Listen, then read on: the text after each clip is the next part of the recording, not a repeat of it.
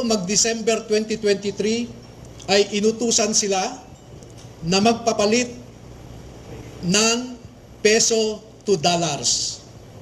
2 maleta na ang bawat maleta ay may nilalaman na 56 million pesos. Kaya nakapagpalit sila ng equivalent to $2 million. At ang sabi ng mga executive assistants ni Ginoong Saldico ay pinaghahandaan daw nila ang pagdating ng foreigners.